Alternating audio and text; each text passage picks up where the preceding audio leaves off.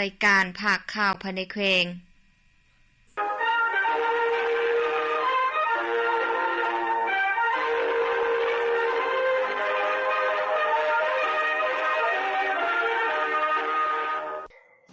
ท่านผู้ฟังที่เคารพต่อไปว่าท่านมารับฟังภาคข่าวภายในแขวงที่มีหัวข้อข่าวพร้อมเนื้อในดังต่อไปนี้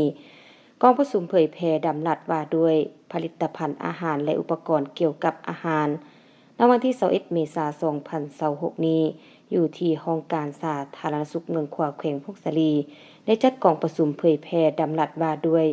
ผลิตภัณฑ์อาหารและอุปกรณ์เกี่ยวกับอาหารสำหรับเด็กอ่อนและเด็กน้อย BMS โดยการเป็นประธานของทานสมนึกไสยจิตห้องประธานคณะกรรมการปกครองเมืองขัวผู้ชี้นำโครงเขตวัฒนธรรมสังคมคันเมืองท่านแก้นสีเพชรดาราห้องหัวหน้าห้องการสาธารณสุขเมืองท่านนางจันปิงจินดาลคำห้องหัวหน้าหน่วยงานอนามัยและส่งเสริมสุขภาพแผนกสาธารณสุขแห่งพงศดีมีบรรดาท่านต่างหน้าจากภาคส่วนที่เกี่ยวข้องขั้นแขวงการเมืององค์การแขนานาศาสตร์ประจำแขวงพงศดีเข้าร่วมท่านสมนึกสัญญจิตได้มีคำเห็นต่อกองประชุมเผยแพร่นิติกรรมว่าด้วยผลิตภัณฑ์อาหารและอุปกรณ์เกี่ยวกับอาหารสำหรับเด็กอ่อนและเด็กน้อยซึ่งท่านได้กล่าวว่าเวียกงานดังกล่าวนี้เป็นเวียกงานที่มีความหมายความสำคัญต่อสุขภาพวัยเจริญของเด็กอ่อนและเด็กน้อยซึ่งพรรคและรัฐบาลแห่งสปป.ลาวเฮากำลังซอกถึงจากภายในและต่างประเทศเพื่อมาสนับสนุนช่วยเหลือเด็กกำลังวัยเจริญพันธุ์โดยเฉพาะเมนโครงการอาหารเที่ยงอยู่ตามโรงเรียนแห่งต่างๆให้ได้รับโภชนาการอาหารที่มีคุณภาพที่ดีแก่เด็กเพื่อปกป้องสุขภาพของเด็กน้อยลาวเฮาเพื่อเฮ็ดให้การจัดตั้งปฏิบัติเวียกงานดังกล่าวนี้มีประสิทธิผลสูงจากนั้นท่านนางจันปิงจินดาลคำห้องหัวหน้าหน่วยงานอนามัยและส่งเสริมสุขภาพแผนกสาธารณสุขแขวงได้เผยแพร่ดำรัสว่าด้วยผลิตภัณฑ์อาหารและอุปกรณ์เกี่ยวกับอาหารสำหรับเด็กอ่อนและเด็กน้อยซึ่งได้กำหนดหลักการระเบียบการและมาตรการเกี่ยวกับการคุ้มครองและกวดกาเวียกงานผลิตภัณฑ์อาหารและอุปกรณ์เกี่ยวกับอาหารสำหรับเด็กอ่อนและเด็กน้อยเพื่อเฮ็ดให้การจัดตั้งปฏิบัติเวียกงานดังกล่าวมีประสิทธิภาพและประสิทธิผลสูงแน่ใส่ปกป้องส่งเสริมและสนับสนุนการเลี้ยงดูด้วยน้ำนมแม่เฮ็ดให้เด็กอ่อนและเด็กน้อยมีโภชนาการที่ดีมีการเจริญเติบโตทางด้านร่างกายและพัฒนาการทางด้านมันสมองกลายเป็นทรัพยากรมนุษย์ที่มีคุณภาพประกอบส่วนเข้าในการปกปักรักษาและพัฒนาประเทศชาติโอกาสดังกล่าวผู้เข้าร่วมอย่างใดลงติดตามกวดกาห้านค้าในความรับผิดชอบของตนอย่างเข้มงวดเพื่อรับประกันว่าเด็กน้อยลาวจะได้รับโภชนาการที่ถูกต้องและปลอดภัยเมืองยอดอู่แขวงพงศลีปาฐกถาวันสังต่างคณะสาวหนุ่มประชาชนปฏิบัติลาวครบรอบ71ปีตอนเช้าของวันที่21เมษายน2026นี้อยู่ที่สโมสรของเมืองยอดอู่แขวงพงศลีได้จัดพิธีปาฐกถาวันสังต่างคณะสาวหนุ่มประชาชนปฏิบัติลาวครบรอบ71ปี14เมษายน1955 14เมษายน2026เป็นเกียรติเข้าร่วมของทานสมบุญอินใจของเลขาพรรคเมืองประธานกวดกาพรรคลาดผู้ชี้นำองค์การจัดตั้งมหาชนมีท่านนางวันคำดวงจันทร์กรรมการพรรคเมืองคณะบริหารงานเสาหนุ่มแขวงเลขาคณะบริหารงานเสาหนุ่มเมืองมีบรรดาท่านกรรมการประจำพรรคเมืองกรรมการพรรคเมืองหัวหน้าของหัวหน้าห้องการกองประชาการปกสปกสคณะบริหารงานเสาหนุ่มเมืองเลขาหน่วยตลอดโหดสมาชิกเสาหนุ่มอ้อมคางเข้าร่วมทั้งหมด234คนหญิง163คนในพิธีทานนางวันคำดวงจันทร์กรรมการพรรคเมืองคณะบริหารงานเสาหนุ่มแขวงเลขาคณะบริหารงานเสาหนุ่มเมืองได้ขึ้นเหล่าหมุนเสือวันสังตังคณะเสาหนุ่มประชาชนปฏิบัติลาวซึ่งท่านได้ยกให้เห็นผลงานอันองอาจกาหาญของเสาหนุ่มแต่ละหุ่นเป็นต้นแม่นต้นกำเนิดแหลกทัดแท้ของเสาหนุ่มในระยะเจ้าฟ้างุมทอนห่มอาณาจักรลาวลันสร้างซึ่งเสาหนุ่มในเมื่อก่อนได้มีบทบาทสำคัญในการต่อสู้อย่างองอาจกาหาญถึงว่าบ่มีพรรคนำพาประชาชนลาวถึกพวกจักรพรรดิฝรั่งกดขี่ขุดหีดอย่างหนักหน่วงเกณฑ์แห่งงานเสาหนุ่มไปเป็นทหารโดยบ่ได้รับค่าแห่งงานแต่เสาหนุ่มลาวก็บ่ได้ยอมก้มหัวต่อความโหดร้ายป่าเถื่อนของพวกศักดินาและพวกจักรพรรดิต่างดาว เมื่อเห็นความโหดร้ายคือแนวนั้นชาวหนุ่มลาวก็ได้หาทางเพื่อต่อสู้กู้ชาติเป็นต้นเมนขบวนการต่อสู้ซึ่งนำพาโดยองค์แก้วองค์กรมดำพอกระดวกและผู้อื่นได้เป็นการต่อสู้ที่บ่มีพรรคนำพาจึงเฮ็ดให้ขบวนการต่อสู้ดังกล่าวปาละไซภายหลังที่พรรคประชาชนลาวได้สร้างตั้งขึ้นในวันที่22มีนา1955ด้วยความเชื่อมั่นในกำลังแห่งความสามารถของชาวหนุ่มในภารกิจต่อสู้ต้านจักรพรรดิผู้หุกหาญพรรคได้สร้างตั้งชาวหนุ่มตะลุมบอนขึ้นในวันที่14เมษายน1955เป็นใจกลางการเต้าโหมและศึกษาโหมชาวหนุ่มให้มีบทบาทประจันบานในทุกสนามรบสมทบกับที่เป็นแขนขวาของพรรคเป็นกระดูกสันหลังของชาติด้วยมานะจิตที่ว่ายอมตายดีกว่ายอมเสียเอกราชบ่ให้ประเทศชาติถูกตัดแบ่งและความปรองดองชาติถูกทำลายอย่างเด็ดขาดเพื่อเป็นการระลึกถึงคุณงามความดีของชาวหนุ่มที่ได้เสียสละชีวิตเลือดเนื้อเพื่อประกอบส่วนเข้าในการต่อสู้เพื่อปลดปล่อยประเทศชาติออกจากเอกปกครองของต่างชาติทั้งเป็นการปลุกจิตสำนึกให้ชาวหนุ่มวัยหนุ่มหุ้นใหม่ให้มีความรับรู้เข้าใจอย่างลึกซึ้งถึงผลงานอันล้ำค่าของกำลังชาวหนุ่มที่ได้ประกอบส่วนเข้าในการต่อสู้เพื่อปกปักรักษาและสร้างสรรค์พัฒนาประเทศชาติจนถึงทุกวันนี้จากนั้นท่านนางเพชรมณีแก้วขันคำของหัวหน้าคณะโฆษณาอบรมเมืองยังได้เล่าถึงประวัติความเป็นมาและการเคลื่อนไหวขององค์การจัดตั้งชาวหนุ่มเมืองยอดอูในระยะแต่ละระยะจนมาถึงปัจจุบันในพิธีที่มีความหมายสำคัญดังกล่าวท่านสมบุญอิ่มใจรองเลขาพรรคเมืองประธานกวดกาพรรคราชผู้ชี้นำองค์การจัดตั้งมหาสุนได้เรียกร้องให้สาวหนุ่มทุกทั่วหน้าจงพร้อมกันนำเอามุนเสื้ออันดีงามของคนหุ่นก่อนมาเป็นแห่งผลักดันด้วยยึดมั่นคำควรที่ว่าบ่อนใดยากสาวหนุ่มบุกบ่อนใดถูกสาวหนุ่มผ่านพาบ่อนใดศาสตร์ต้องการสาวหนุ่มขานอาสาให้ฝังอยู่ในจิตวิญญาณของพวกเขาเสมอไปจงตั้งหน้าฝึกฝนละลอมตนเองให้กลายเป็นพลเมืองที่ดีคุณสมบัติศีลธรรมปฏิบัติตั้งหน้าพัฒนาตนเองทางด้านความรู้ความสามารถพร้อมกันต้านและสกัดการปรากฏการณ์ย่อท้อสังคมเป็นต้นเมนปัญหายาเสพติดและอื่นๆต่อไปประธานมารับฟังพยากรณ์อากาศประจำวันที่21เมษายน2026สภาพอากาศมวลอากาศร้อนอย่างปกคลุมอยู่ทั่วทุกภาคของประเทศลาวโดยกำลังปานกลางสมทบกับกระแสลมตะวันตกเสียงใต้พัดปกคลุมซึ่งจะได้อากาศอย่างจะร้อนหาร้อนเอาอยู่ทั่วไปและอากาศจะร้อนเอาหลายในตอนบ่ายอยู่บางบริเวณพร้อมจะมีฝนตกฟ้าร้องฟ้าเลื่อมในระดับค่อยและมีลมพัดแรงอยู่ในแต่ละภาคตึมอีกพยากรณ์อากาศในเวลา 7:00 นของวันที่21เมษายน2026หาเวลา 7:00 นของวันที่22เมษายน2026สภาพอากาศของแขวงพงศลีและบรรดา7เมืองอากาศร้อนหาร้อนเอาและจะมีฝนตกฟ้าร้องฟ้าเลื่อมในระดับค่อยอยู่บางบริเวณอุณหภูมิต่ำสุดในระหว่าง18-20องศาและอุณหภูมิสูงสุดในระหว่าง28-30องศารายงานสภาพอุณหภูมิและปริมาณน้ำฝน24ชั่วโมง7เมืองทั่วแขวงพงศลีอุณหภูมิต่ำสุดของมื้อนี้17องศาอุณหภูมิสูงสุดของเมื่อวานนี้30องศาปริมาณน้ำฝน24ชั่วโมงผ่านมาเมืองบุญเหนือเมืองพงศลีเมืองยอดอูเมืองบุญใต้เมืองสัมพันธ์เมืองขวาและเมืองใหม่บ่มีฝนดังนั้นจึงแจ้งเตือนถึงประชาชนบรรดาเผ่าองค์การปกครองและองค์การจัดตั้งทุกภาคส่วนจงมีสติระมัดระวังต่อสภาพอากาศร้อนเอาหลายซึ่งใจไทยเกิดมีอัคคีภัยผลกระทบต่อสุขภาพของผู้เฒ่าและเด็กน้อยสิ้นเป็นโรคลมแดดให้หลีกเลี่ยงการจัดกิจกรรมกลางแจ้งเป็นเวลาดนซึ่งระยะนี้อาจจะเฮ็ดให้เกิดมีฟ้าร้องฟ้าเลื่อมฟ้าผ่ามักเห็บตกและลมพัดแรงที่อยู่บางบริเวณพร้อมทั้งติดตามข่าวพยากรณ์อากาศจากแผนกเกษตรกรรมและสิ่งแวดล้อมแขวงอย่างต่อเนื่องเที่ยวฟังผ่านปนัดก็แม่นพยากรณ์อากาศประจำวันที่21เมษายน2026ที่นี้วิทยุแขวงพงศลีรายการข่าวภาคนี้หมดลงเพียงเท่านี้เวียงสวรรค์อ่าน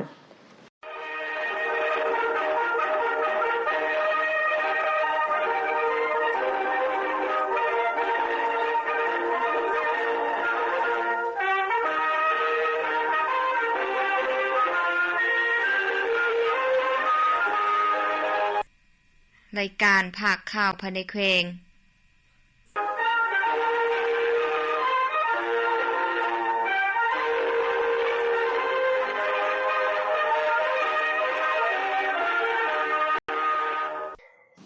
ท่านผู้ฟังที่เคารพต่อไปว่าทานมารับฟังภาคข่าวภายในแขวงที่มีหัวข้อข่าวพร้อมเนื้อในดังต่อไปนี้กองประชุมเผยแพร่ดำรัสว่าด้วยผลิตภัณฑ์อาหารและอุปกรณ์เกี่ยวกับอาหารในวันที่21เมษายน2026นี้อยู่ที่ห้องการสาธารณสุขเมืองขวาวแขวงพงศาลีได้จัดกองประชุมเผยแพร่ดำรัสว่าด้วยผลิตภัณฑ์อาหารและอุปกรณ์เกี่ยวกับอาหารสำหรับเด็กอ่อนและเด็กน้อยBMS โดยการเป็นประธานของทานสมนึกไสยจิตของประธานคณะกรรมการปกครองเมืองคัวผู้ชี้นำคงเขตวัฒนธรรมสังคมคันเมืองท่านแกนสีเพชรดาราของหัวหน้าห้องการสาธารณสุขเมืองท่านนางจันปิงจินดาราคำของหัวหน้าหน่วยงานอนามัยและส่งเสริมสุขภาพแผนกสาธารณสุขแห่งพงศาลีมีบรรดาท่านต่างหน้าจากภาคส่วนที่เกี่ยวข้องขั้นแขวงการเมืององค์การแขนานาศาสตร์ประจำแขวงพงศาลีเข้าร่วมท่านสมนึกสัญญจิตได้มีคำเห็นต่อกองประชุมเผยแพร่นิติกรรมว่าด้วยผลิตภัณฑ์อาหารและอุปกรณ์เกี่ยวกับอาหารสำหรับเด็กอ่อนและเด็กน้อยซึ่งท่านได้กล่าวว่าเวียกงานดังกล่าวนี้เป็นเวียกงานที่มีความหมายความสำคัญต่อสุขภาพวัยเจริญของเด็กอ่อนและเด็กน้อยซึ่งพรรคและรัฐบาลแห่งสปป.ลาวเฮากำลังซอกถึงจากภายในและต่างประเทศเพื่อมาสนับสนุนช่วยเหลือเด็กกำลังวัยเจริญพันธุ์โดยเฉพาะเมนโครงการอาหารเที่ยงอยู่ตามโรงเรียนแห่งต่างๆให้ได้รับโภชนาการอาหารที่มีคุณภาพที่ดีแก่เด็กเพื่อปกป้องสุขภาพของเด็กน้อยลาวเฮาเพื่อเฮ็ดให้การจัดตั้งปฏิบัติเวียกงานดังกล่าวนี้มีประสิทธิผลสูงจากนั้นท่านนางจันปิงจินดาราคำของหัวหน้าหน่วยงานอนามัยและส่งเสริมสุขภาพแผนกสาธารณสุขแขวงได้เผยแพร่ดำรัสว่าด้วยผลิตภัณฑ์อาหารและอุปกรณ์เกี่ยวกับอาหารสำหรับเด็กอ่อนและเด็กน้อยซึ่งได้กำหนดหลักการระเบียบการและมาตรการเกี่ยวกับการคุ้มครองและกวดกาเวียกงานผลิตภัณฑ์อาหารและอุปกรณ์เกี่ยวกับอาหารสำหรับเด็กอ่อนและเด็กน้อยเพื่อเฮ็ดให้การจัดตั้งปฏิบัติเวียกงานดังกล่าวมีประสิทธิภาพและประสิทธิผลสูงแน่ใส่ปกป้องส่งเสริมและสนับสนุนการเลี้ยงดูด้วยน้ำนมแม่เฮ็ดให้เด็กอ่อนและเด็กน้อยมีโภชนาการที่ดีมีการเจริญเติบโตทางด้านร่างกายและพัฒนาการทางด้านมันสมองกลายเป็นทรัพยากรมนุษย์ที่มีคุณภาพประกอบส่วนเข้าในการปกปักรักษาและพัฒนาประเทศชาติโอกาสดังกล่าวผู้เข้าร่วมอย่างใดลงติดตามกวดกาหารค่าในความรับผิดชอบของตนอย่างเข้มงวดเพื่อรับประกันว่าเด็กน้อยลาวจะได้รับโภชนาการที่ถูกต้องและปลอดภัยเมืองยอดอู่แขวงพงศาลีปาฐกถาวันสังตังคณะสาวหนุ่มประชาชนปฏิบัติลาวครบรอบ71ปีตอนเช้าของวันที่21เมษายน2026นี้อยู่ที่สโมสรของเมืองยอดอู่แขวงพงศาลีได้จัดพิธีปาฐกถาวันสังตังคณะสาวหนุ่มประชาชนปฏิบัติลาวครบรอบ71ปี14เมษายน1955 14เมษายน2026เป็นเกียรติเข้าร่วมของทานสมบุญอินใจของเลขาพรรคเมืองประธานกวดกาพรรคลาดผู้ชี้นำองค์การจัดตั้งมหาชนมีท่านนางวันคำดวงจันทร์กรรมการพรรคเมืองคณะบริหารงานเสาหนุ่มแขวงเลขาคณะบริหารงานเสาหนุ่มเมืองมีบรรดาท่านกรรมการประจำพรรคเมืองกรรมการพรรคเมืองหัวหน้าห้องการกองประชาการปกสคณะบริหารงานเสาหนุ่มเมืองเลขาหน่วยตลอดโหดสมาชิกเสาหนุ่มอ้อมคางเข้าร่วมทั้งหมด234คนหญิง163คนในพิธีทานนางวันคำดวงจันทร์กรรมการพรรคเมืองคณะบริหารงานเสาหนุ่มแขวงเลขาคณะบริหารงานเสาหนุ่มเมืองได้ขึ้นเหล่าหมุนเสือวันสังตังคณะเสาหนุ่มประชาชนปฏิบัติลาวซึ่งท่านได้ยกให้เห็นผลงานอันองอาจกาหาญของเสาหนุ่มแต่ละหุ่นเป็นต้นแม่นต้นกำเนิดแหลกทัดแท้ของเสาหนุ่มในระยะเจ้าฟ้างุมทอนห่มอาณาจักรลาวล้านสร้างซึ่งเสาหนุ่มในเมื่อก่อนได้มีบทบาทสำคัญในการต่อสู้อย่างองอาจกาหาญถึงว่าบ่มีพรรคนำพาประชาชนลาวถึกพวกจักรพรรดิฝรั่งกดขี่ขุดหีดอย่างหนักหน่วงเกณฑ์แรงงานเสาหนุ่มไปเป็นทหารโดยบ่ได้รับค่าแรงงานแต่เสาหนุ่มลาวก็บ่ได้ยอมก้มหัวต่อความโหดร้ายป่าเถื่อนของพวกศักดินาและพวกจักรพรรดิต่างดาวเมื่อเห็นความโหดร้ายคือแนวนั้นเสาหนุ่มลาวก็ได้หาทางเพื่อต่อสู้กู้ซากเป็นต้นเมนขบวนการต่อสู้ซึ่งนำพาโดยองค์แก้วองค์กรมดำพอกระดวกและผู้อื่น ได้เป็นการต่อสู้ที่บ่มีพรรคนำพาจึงเฮ็ดให้ขบวนการต่อสู้ดังกล่าวปราศัยภายหลังที่พรรคประชาชนลาวได้สร้างตั้งขึ้นในวันที่22มีนา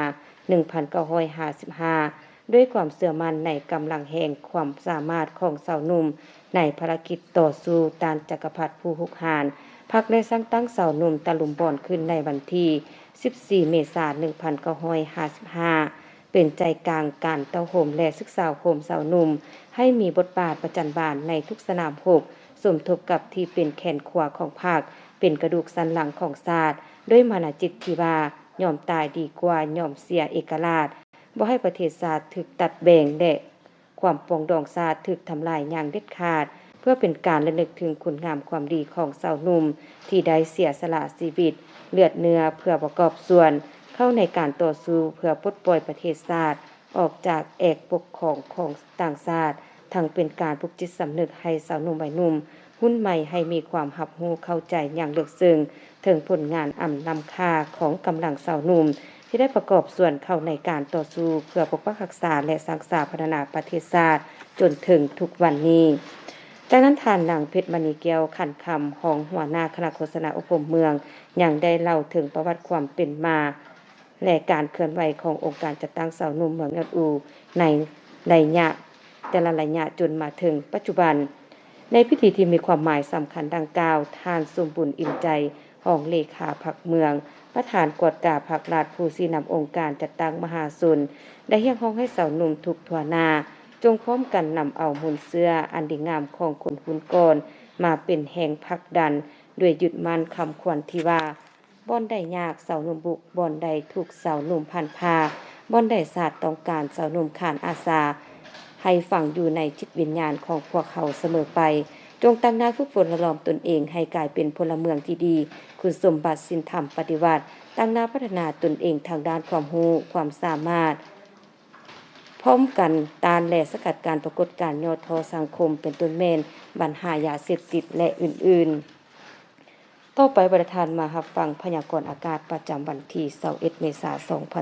2026สภาพอากาศมวลอากาศร้อนอย่างปกคลุมอยู่ทั่วทุกภาคของประเทศลาวโดยกำลังปานกลางสมทบกับกระแสลมตะวันตกเฉียงใต้พัดปกคลุมซึ่งจะได้อากาศอย่างจะร้อนร้อนเอาอยู่ทั่วไป